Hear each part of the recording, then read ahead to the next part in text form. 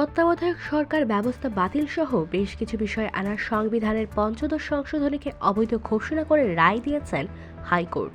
মঙ্গলবার বিচারপতি ফারাহ মাহমুদ ও বিচারপতি দেবাশিস রায় চৌধুরীর সমন্বয়ে গঠিত হাইকোর্ট বেঞ্চ এ রায় দেন।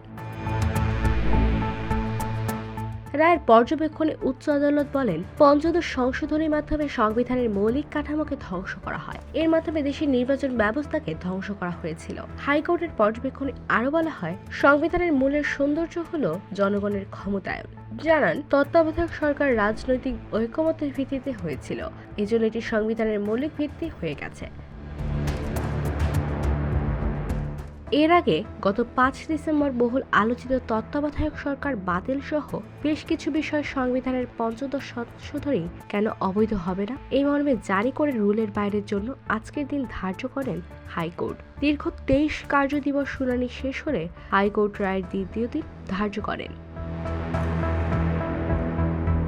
বহুল আলোচিত তত্ত্বাবধায়ক সরকার ব্যবস্থার বিলোপ সহ বেশ কিছু বিষয়ে আনা পঞ্চদশ সংশোধনী আইন ২০১১ সালের ৩০ জুন জাতীয় সংসদে পাশ হবে।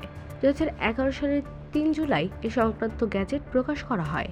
এই সংশোধনীর মাধ্যমে সংবিধানে বঙ্গবন্ধু শেখ মুজিবুর রহমানকে জাতির পিতা হিসেবে উল্লেখ করা হয়।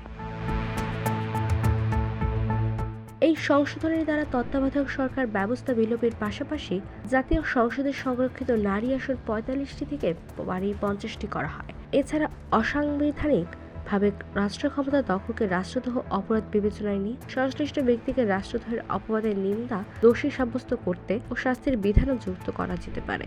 আগে মেয়াদ শেষ হওয়ার পরবর্তী ৯০ দিন নির্বাচনের পূর্বে বিধান থাকলে ওই নির্বাচনের পূর্ববর্তী ৯০ দিনের মধ্যে নির্বাচন করার বিষয়টি সংযোজন করা যেত।